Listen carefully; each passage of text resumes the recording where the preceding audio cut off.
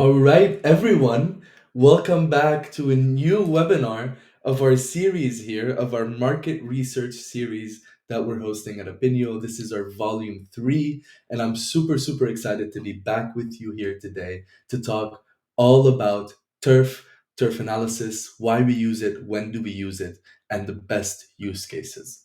Throughout this webinar, we'll be going through the method. We'll have our own case study, just as always, with our own client Opinio Music Records, and we will be able to jump right in.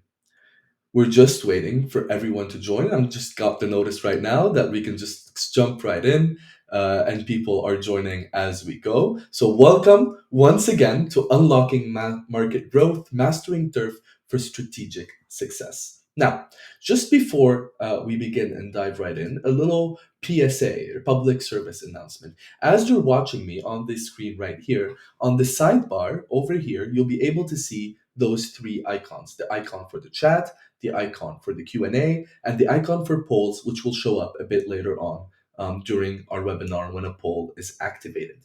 Please feel free to go ahead and use the chat if you had any questions, any reactions to what was happening, to interact with me as I'm speaking, or feel free to use the Q&A function to also ask questions anonymously if you so choose, that we can answer right away during the webinar. Depending on your question, we'll either answer it right away or we'll collect all of them and leave them towards the end, depending on how the process will go and how much time we will dedicate to the questions, depending on how much they are towards the end. But yeah, with that, we can just jump right in to our session. Super excited to begin this one here today. We have a lot of exciting things coming, so let's just jump right in. Where did we leave off in volume two? Very important. Our client reached out after their initial test. Their upcoming artist, wannabe pop sensation Hussein, wanted to release a limited edition collector's record. Using the SMART method to come up with a research question and research design that we spoke about in a previous webinar, they informed us of their goal for this research project. Now, if you already forgot, or if you weren't part of volume two, have no worries. We'll give you a quick reminder before we jump in to today's method. In volume two, we received this big SMART research objective by our client. Now, let's gray out what doesn't matter and keep the information that is going to be key for us in this session. The key information that we're going to be working with are the product category, product items, specific item combination, consumer satisfaction, and purchase likelihood. So these five terms that we're going to be using throughout the webinar here today. So what happened in volume 2, and how did we start answering this research objective? Back in the previous volume, our first step was to look at the different product categories that our client had. Basically, they wanted to release a limited edition volume with the album for the upcoming artist Hussein. And in that limited edition volume, they wanted to include exclusive items or some type of gift that would get people to be more inclined to buy this limited edition volume.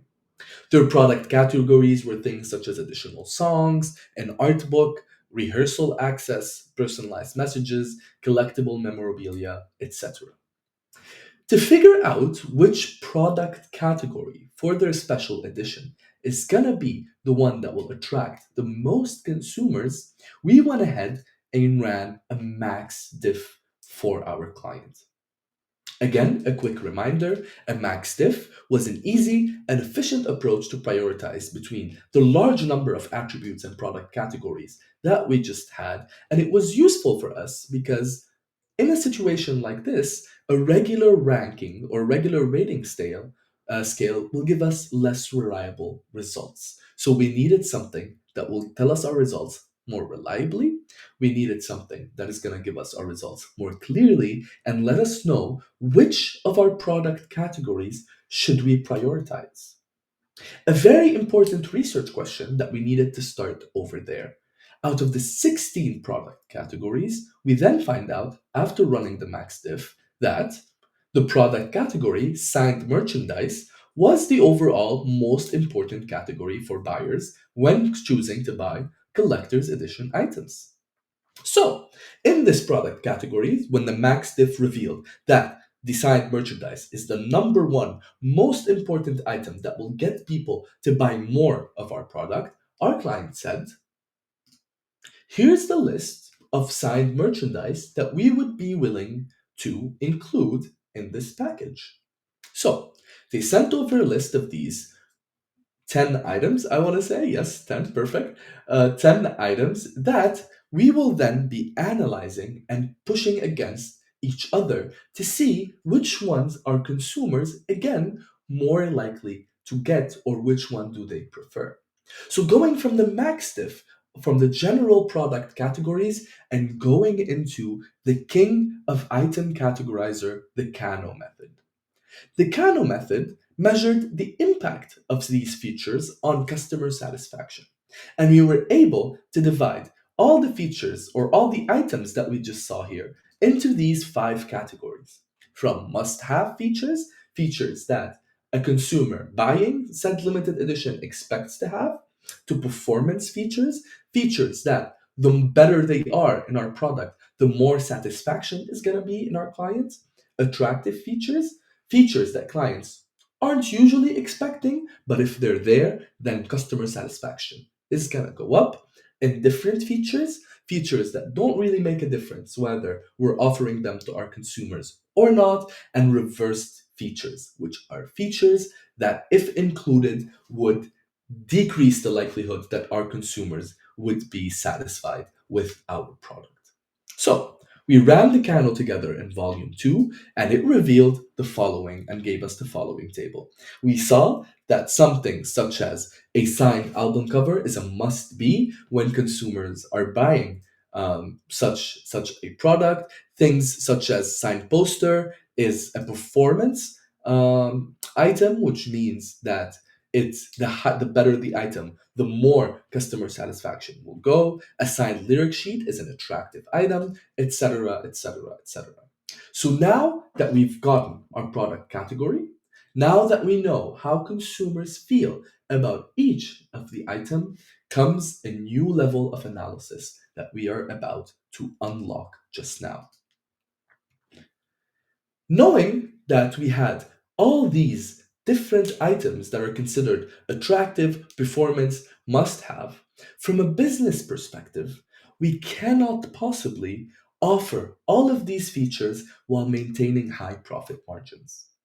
So, how would we find out which combination of features or which number of features to begin with would bring us the most customers? And here enters turf.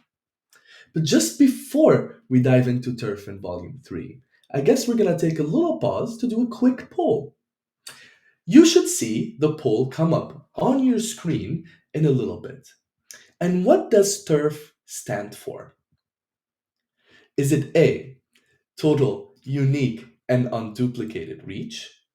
Is it B, total, unduplicated reach? Is it C, total, unduplicated research form? Or is it D, tiny unicorns riding frogs? So I read out the options because I can see that not all of them appear right away. Please feel free to start voting in the section on the side over here to let me know which one do you think TURF stands for. I think you should be able to see the entire list of options when you're voting, so you'll be able to choose more wisely. And we're almost ready to show the results. So let's see what our audience think TURF stands for. And the majority of our consumers think that or say that the TURF study stands for total unduplicated reach and frequency, and that would be the correct response. You are correct. Now, if you thought that it was total unique reach and frequency, then you're also not wrong. Unique is also correct, and it also stands for unduplicated. But if in case you didn't think it was tiny unicorns riding frogs, then let me tell you, that's kind of my preference as well to see tiny unicorns riding frogs. And a big shout out here to our AI tool that was able to generate this image for me when I was looking up tiny unicorns riding frogs for this session. So now that we know what it stands for, we're looking at the term total unduplicated reach and frequency. But what does each of those terms mean? And we're going to start by giving a sort of holistic definition to this term that we have over here. We're going to define each and every word individually and then move to what do they mean when we're combining them in term together. And the reason why we're doing this little exercise is because it is extremely important to understand what a method means, for you to understand what to do with it, how it could be beneficial for you, and how you can integrate it into your research projects. So to quickly jump right in, total, as the name suggests, would refer to the complete scope of analysis across all combinations of products that we're seeing. So the total just stands for that we're looking at the complete picture. Kinda, the name already says it. What is unduplicated? I already gave you a hint, and I told you that it's basically the uniqueness in the sense of each respondent in our total unduplicated quota would only be counted once, and we would avoid any overlap in our analysis. But what is reach? You may also be wondering. Reach in this case is the number of customers. Reach is how much customers have been exposed to this product or service that we're showing them. And then what is frequency? In that case, frequency would be the number of times the customers have been exposed to the product or service. So we saw these four terms that bring together turf together, and what do they mean individually on their own? But when we combine them all together to have the total unduplicated reach and frequency is when we truly unlock the true meaning of turf. So let's dive right into it.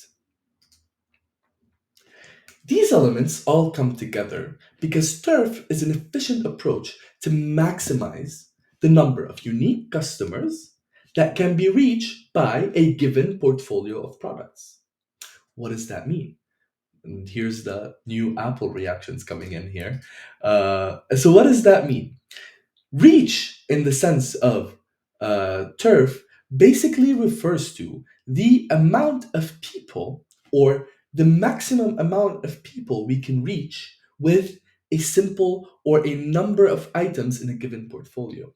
So, say we were to offer four items from our signed merchandise. How much people would we get from these four? Say we were to offer seven, would we get more people? At what point does the number stagnate? That's reach. Turf is also used to maximize the average number of product favors or flavors inside a portfolio, meaning we're looking at a similar portfolio or a portfolio of products. We saw the 10 items earlier, so assume we chose five of them. And in that portfolio, we are attempting to study or to maximize the number of products in said portfolio that are attractive to customers. Meaning that we want products that, if we want to include a four product portfolio, we want to make sure that our customers are attracted to these four products and that these four products are bringing us the maximum number of consumers possible. Because again, consumers, it will equal consumer satisfaction, it will equal more revenue. So turf is helping us make very, very important business decisions as we go. Now, if you might still be looking at this and you're like, wait, I'm a little confused. It'll get clearer once we jump into the case study of our client, Opinio Productions. Another question that might be on your mind right now is, how do we design a turf? Is it a specific survey design that we have to implement, similar to a max diff survey design that needed to be known consciously before a survey is launched, or a cano that also needs a specific survey design? And the quick answer to that is no. Turf is not a method that requires a unique survey setup, not like MaxDiff, not like Camel. Turf is rather a way that we use to analyze our existing data and analyze the data that we already had from surveys that we ran. So, in this case, for example, in our case study, we will be using the data that we ran from the previous Kano and Max diffs to sort of run the turf analysis and figure out which products should we stick with. Turf can be run on a multitude of question types, but most notably, it is run on multiple choice questions, on scale data, whether it's a matrix, whether it's a Likert scale, max diff scores, or even a conjoint utility values. So once we have those values, we'll be able to take all those numbers and all the data and turn it into a turf analysis. When would you use turf? Before we jump into our case study, let's answer this very common question. But Hussein, when would turf be even useful for me? And to give you that example before we jump into the case study, I thought it would be best to divide that question into two main criteria: typical research questions on one side and common usages on the other. Now, let's bring in our typical research questions and see what does TURF help us with, or what are usually the questions that we usually say we need TURF to answer this question. I've went ahead and put a couple questions here that you can look at. A question might be, I can only offer 4 flavors of ice cream.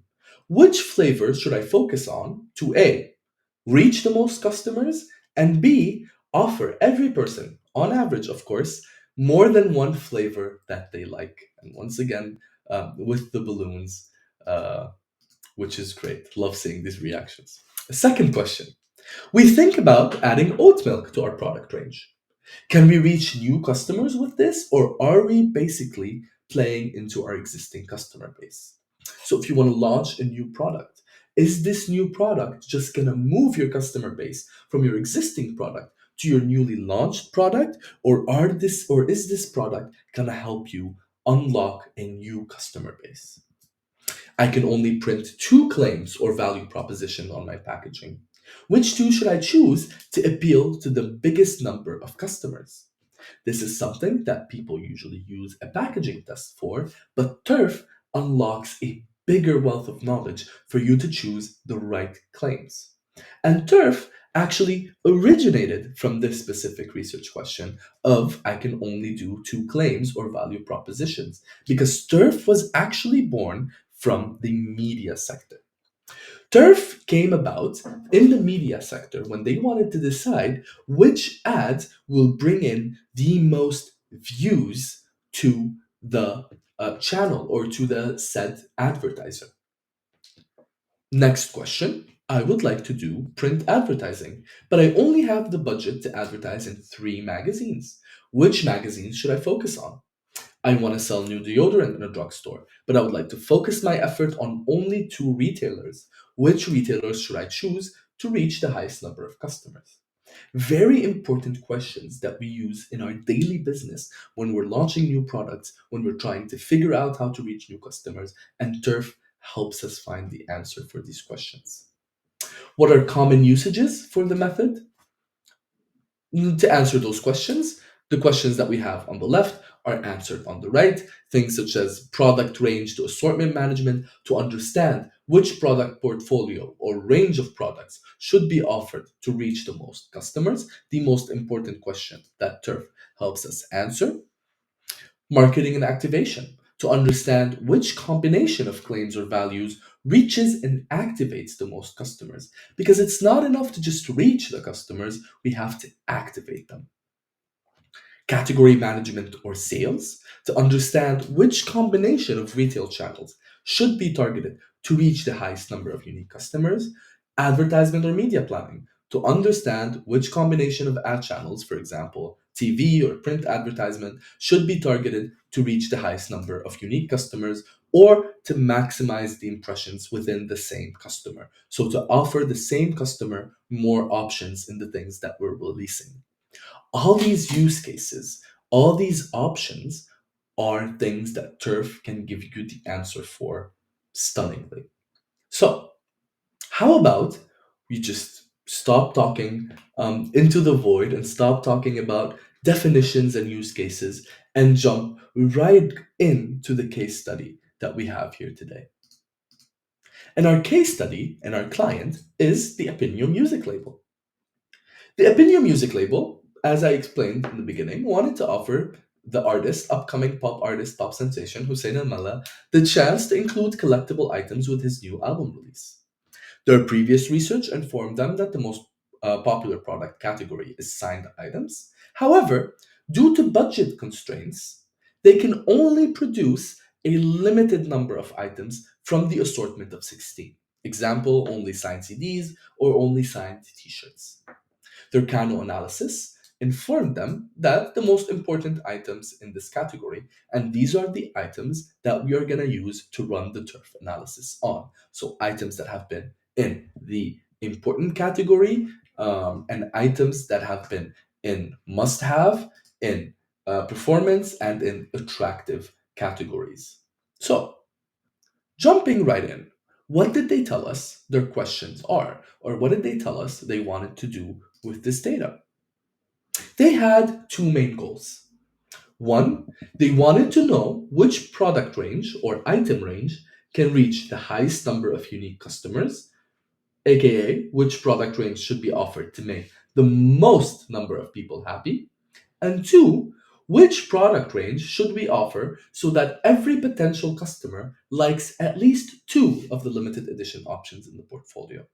So, two very distinct questions that they want answers for. So, they want to know which product should we do to reach most people, and which product sort of bundle should we have to make sure each customer likes at least two of the products that we're releasing, since we cannot possibly release all 16 products that we want to go ahead and release. Additionally, they wanted to understand if they even have to offer five or six or seven different items, or if they could achieve similar reach and frequency with less. Before we start the case study, it is once again time to do a quick poll. So, let us quit the big screen over here and show you the poll that's going to come down right over here at the end to see if you can predict what's about to happen. And how many items do you think would give our client Opinion Music Productions the most reach? So out of the 16, say you're a person who likes purchasing this type of music or music boxes, how many items, exclusive items, do you think, or does your gut feeling tell you should be included in there? Now, I know we have a few people in the audience that are coming from the music industry, so I will be judging your results. So go ahead and input them. How many do you think should be in there? And we'll be able to see the results in just a few seconds.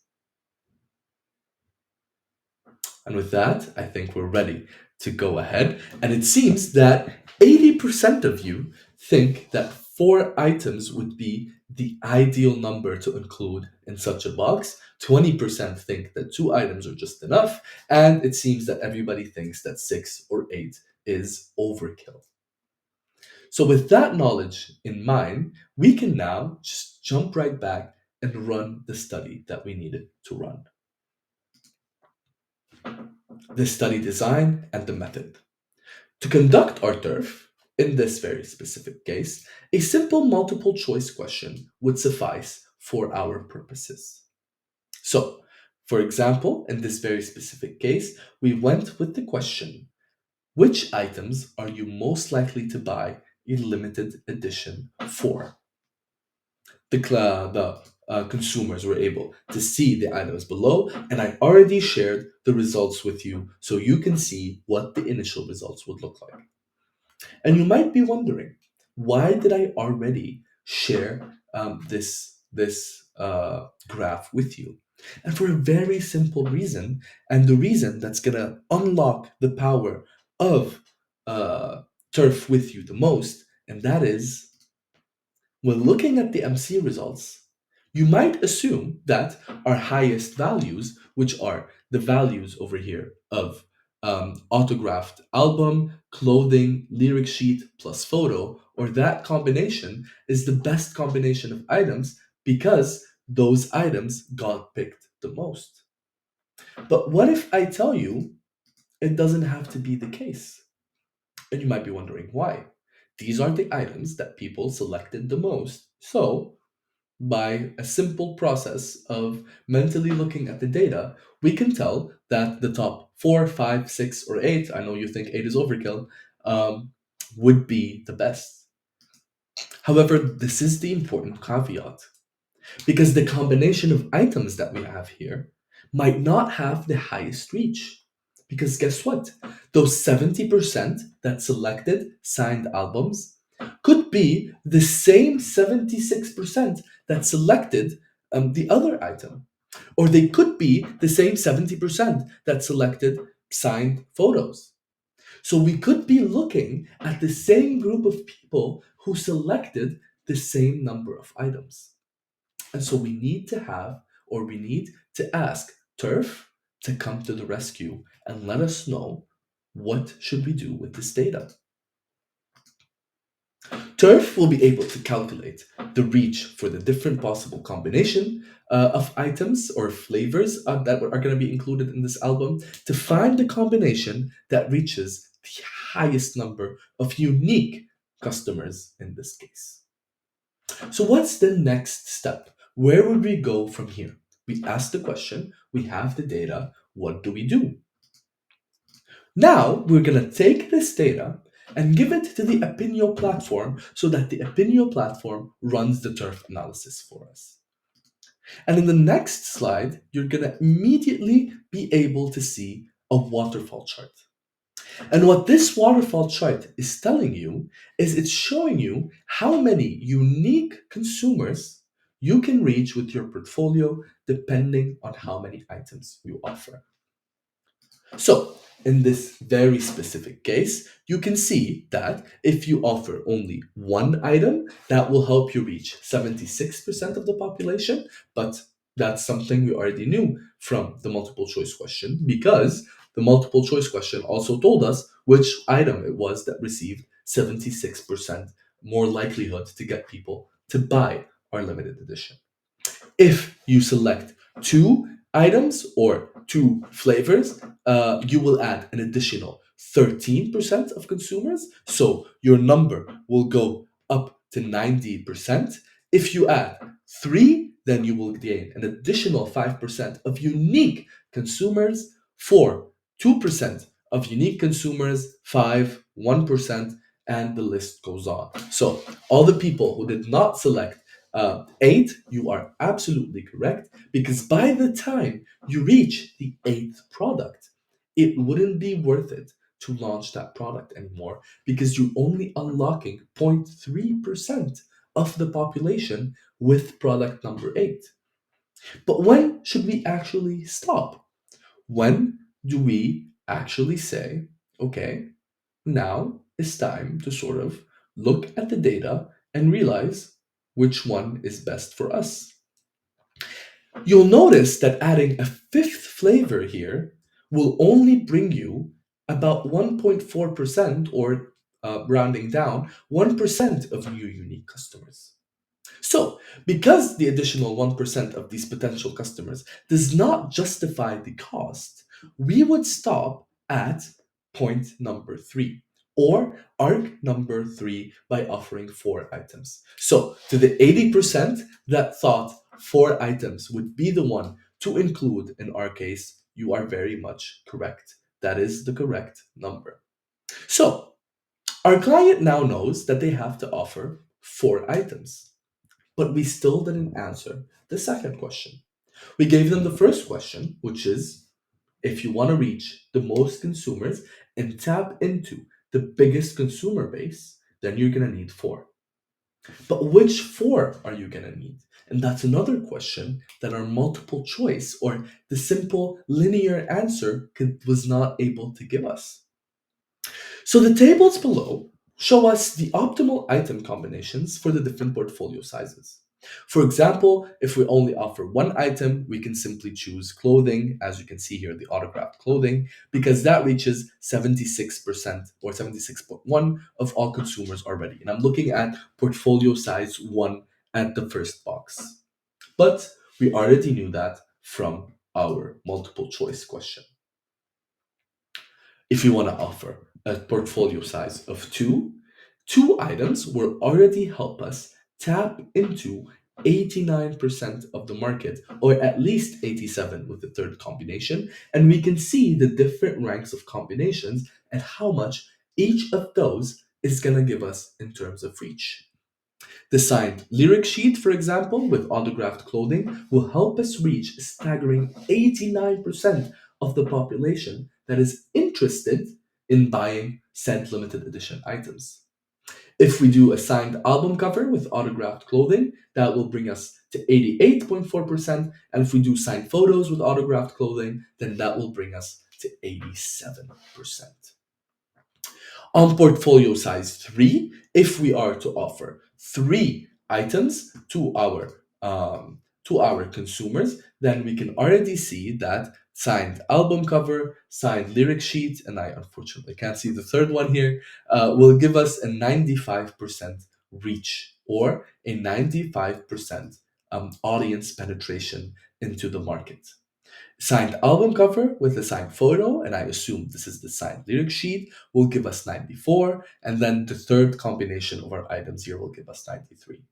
But we already agreed and we already said that the most best case scenario for our client in this case is portfolio size number 4.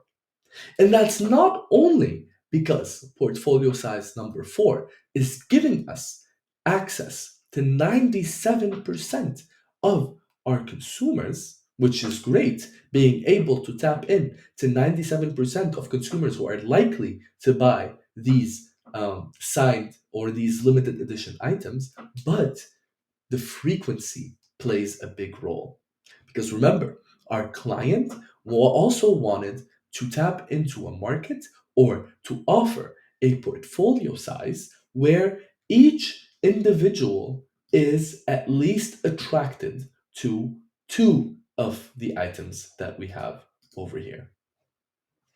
And the highest frequency in that case would go to portfolio size number 4.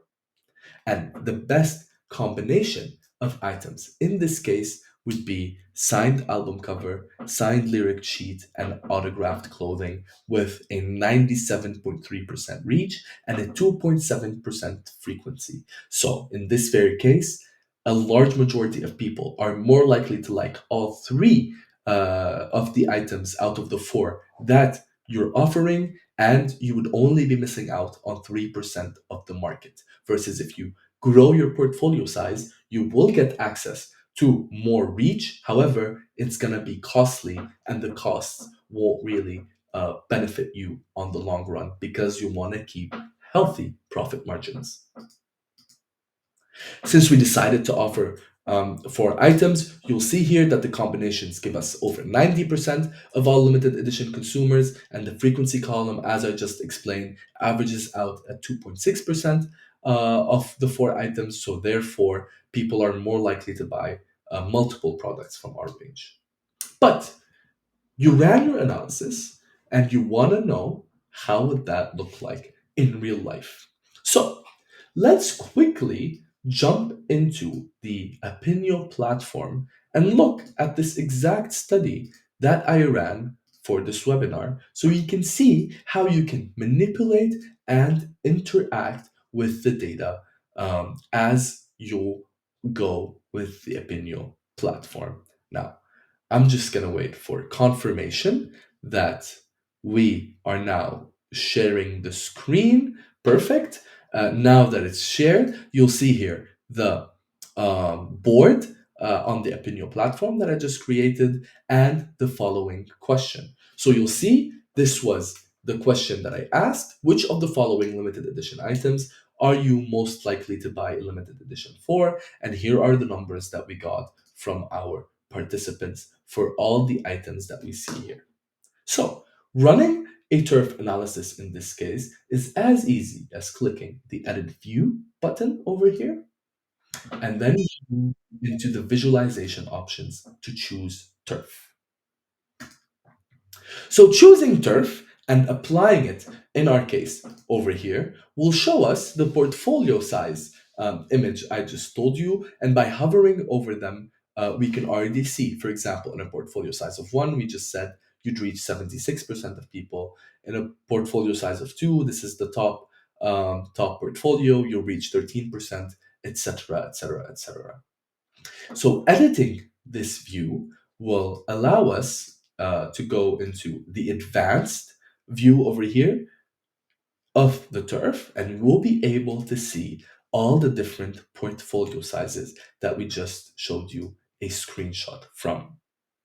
So going down a little bit, we talked about the portfolio size of four, but here's another example in case you want to increase your portfolio size. What if you wanted to offer a portfolio size of five? In this case, the five items that you should choose are signed album cover, signed lyric sheet, signed photo, instrument accessories, and autographed clothing. This will give you an increase of 1% in reach, and it will give you a frequency of 3. So at least each consumer will at least be inclined to buy three of those products that you are including in your limited edition set. Once again, with a portfolio size of 6, portfolio size of 7, or portfolio size of 8. So all these things help you understand which one should you go for, or which one would you want to have as your ideal business strategy. And you'll see here, if we maximize our portfolio size at 11, obviously this will mean we have a reach of 100%. We even achieve that reach with already a portfolio size of 9 or a portfolio size of 10, and it would just be a matter of increasing the frequency. So then all you would have to do is just measure these things with your business strategy. Now, if you're looking at this table, if say you're doing a turf research, I don't know, in a long time, and you already forgot how to read these tables the way I just showed you. So the answer is pretty easy because the Opinio platform allows you to generate insights without needing to have an advanced understanding. And it would be as simple as clicking on these three dots over here and clicking the Add Insight button. Now, internally, I like to call this the magic button because you'll be able to see immediately how the magic button will gather the data from this question and write the insights right there in a new text box. And it will be able to tell me everything that you can see in this turf question. You can see we already have the insights over here, and then you can go ahead and read it and see what it's telling you instead of going into the different views yourself.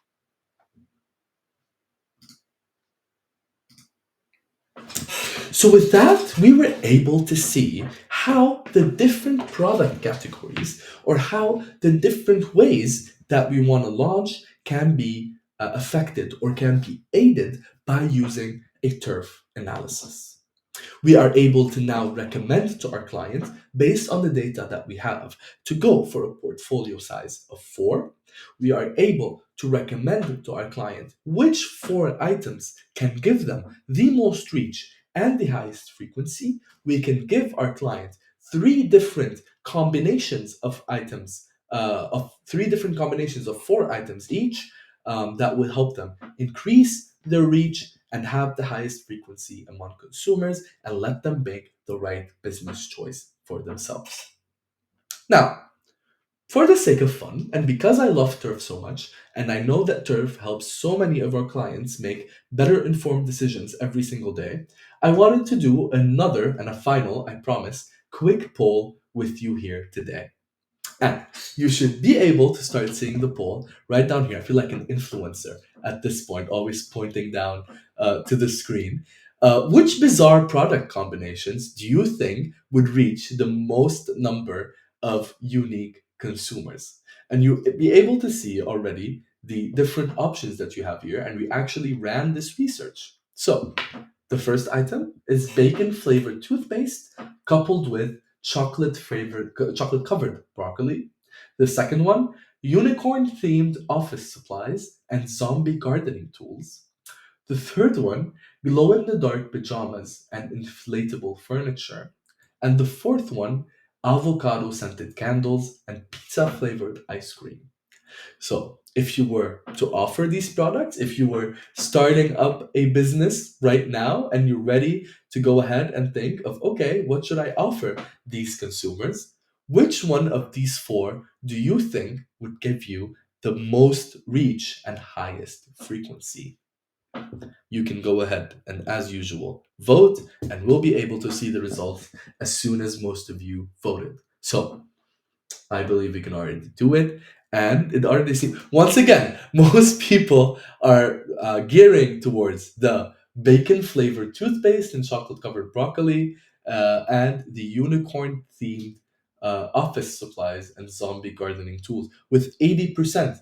And if you're the same 80%, I don't know if this is a unique 80% from the 80% that we had before, but let me show you what the results here really quickly have shown us, and let me show you what actually is the combination of products that will give you the most reach and the highest frequency, and that actually is the glow in the dark pajamas and inflatable furniture. So, unfortunately, I don't think anybody got it right. The 0% was glowing a little bit.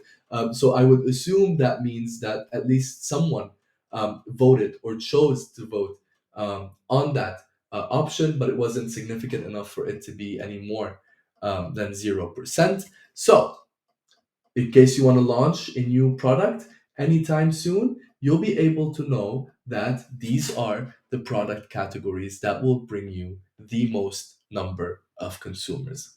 I look forward to seeing if any of you will actually launch it. So, we spoke a lot, we talked a lot. I'm sure you might need a recap at one point and you might need to remember, okay, what is everything that we just talked about? Well, fear not, because our research mastermind tribe right here at Opinio has got us covered.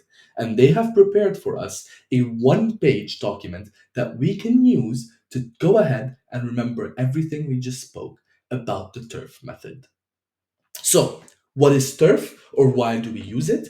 TURF is a method to identify the optimal combination of products, services, media channels, or features that maximize the coverage or reach of a target audience while making sure to minimize overlap and redundancy. So, we're making sure we are getting unique customers for our product ranges, we are getting a certain number of portfolio, and we are making sure that we are penetrating the market with as big of a consumer base as possible. It helps us, or the goal would be portfolio optimization to achieve the highest reach of individual slash unique slash unduplicated custom consumers or customers. We can use it to look at product ranges, assortment management, marketing, category management, advertising, media planning. You think it, the world is your oyster. Potential research questions from the ones we've seen before. What combinations of products or services should we offer to achieve the greatest potential for market penetration? Will our new product reach new customers or primarily draw from the customers who are already purchasing one of our existing products? Again, another one of the questions that the turf will help you reach. The approach, the respondents will be presented with the items, whether in an MC question, whether in a matrix question, whether in whatever format, and they will be able to select which one they would like to go for the most. The output that you will see will be the waterfall table, would be the first one that will tell you which percentage of your population you can reach with the portfolio number, and the tables down there will be able to tell you which combinations of products will be the most profitable for you in terms of reach and in terms of customer frequency. Now, I can see that I already have a couple questions, and for the sake of time, I can already answer some of them. The first one being, can you run a turf analysis on a project that you already had? And the answer for that is yes, you absolutely can. So, just like we saw in the platform a while ago. If you ran your project with Opinio, it would be as simple as going into the board, finding the question that you would like to run this turf analysis on, and selecting the turf analysis. And our system will tell you whether it's possible or not, or just run it for you right away, and you'll be able to see the results and manipulate the results. Again, turf is not something where that you have to design a survey around. Turf is simply something or a analysis method that you can use after the fact with the data that you already gathered.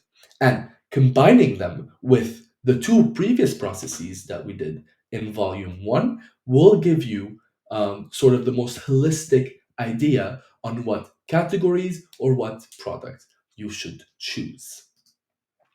I will give a few seconds in case anybody's typing in their final questions that we can answer already in this session now.